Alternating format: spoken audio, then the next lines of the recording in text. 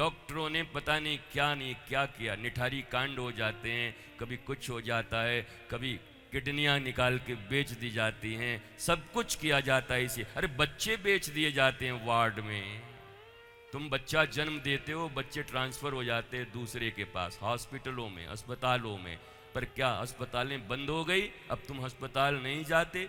Teacher पता नहीं क्या क्या कर लेते, इंजीनियर पता नहीं क्या क्या कर लेता, बाकी लोग पता नहीं क्या क्या कर लेते। तो सबके ऊपर ये सब होने के बाद भी समाज का अपवाद कभी समाज का नियम नहीं बन सकता। वैसे ही इस व्यासपीठ पर हो या इस वस्त्र में हो, इस दुनिया में ऐसी घटनाएं होती रहती हैं, चलती रहती हैं। पर दिन रात अगर वही गॉसिप करोगे, वही चर्चा करोगे, तो कोई सचमुच का ज्ञानी महापुरुष भी जो तुम्हें ज्ञान देने आया होगा, तुम्हारे बच्चे भी उनको नफरत की निगाह से देखेंगे। कोई भगवा पहन लेगा, बोला आ गया बाबा जी, देखो पैसा कमाने के लिए, देखो ये भी बाबा जी बन करके आ गया। इतनी नफरत अपनी संस्कृति के लिए, अपने पूर्वजों के लिए, जिन लोगों ने तुम्हारे संस्कृति को अभी तक बचा के रखा है, तुम्हारे शास्त्रों को पढ़ करके रखा है। तुमको तो फुर्सत ही नहीं मैकोले की किताब पढ़ने से, तुम्हारे अपने सनातन संस्कृति की विद्या को, संस्कृत को, एक एक ऋषियों की किताबों को जो दिन रात मेहनत करके पढ़ते हैं, उनके विषय में तुम्हारी धारणा क्या है?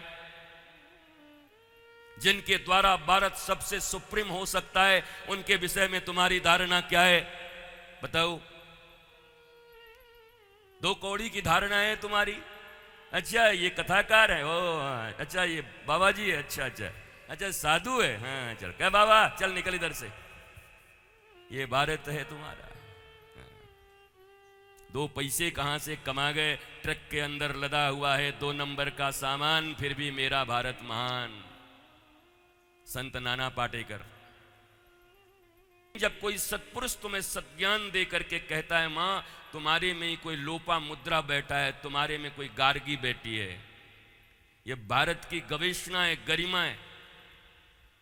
महाराज लक्ष्मण की जो पत्नी अर्धांगिनी, उनका नाम क्या है? लक्ष्मण की अर्धांगिनी का नाम जानते हो? उर्मिला। उर्मिला, गार्गी, लोपा मुद्रा, ये आज तक के भारतवर्ष में सबसे बड़ी ध्यानी और ज्ञानी और योगिनी है। रामदेव बाबा से भी पूछ लेना लोपा मुद्रा कौन है, मिले तो। अब पूछ लेना उर्मिला कौन है, तो समझ आएगा तुमको। उर्मिला जैसी ध्यानी आज तक कोई मिला नहीं। अरे श्री राम के कथा में रामचरितमानस लिख दिया गया। मैं तो ये कहता हूं, भगवान राम के इस पूरे वंश में, राम जी के समय में, अगर उन 4 बहुओं में से एक एक बहुओं के ऊपर पूरा ग्रंथ लिखा जाए तो भारत का मंगल हो जाएगा महाराज। कौन श्रुत कीर्ति, कौन मांडवी और कौन उर्मिला। उनके चरित्र को तो लिखा ही नहीं गया, कोई बताया ही नहीं आज तक। केवल उर्मिला जान गए, श्रुतकीर्ति जान गए, मांडवी जान गए। जानकी तो भगवान श्री राम की अर्धांगिनी है, इसलिए प्रकाश भी है उनका, पर इन तीनों बहनों का कोई प्रकाश नहीं है।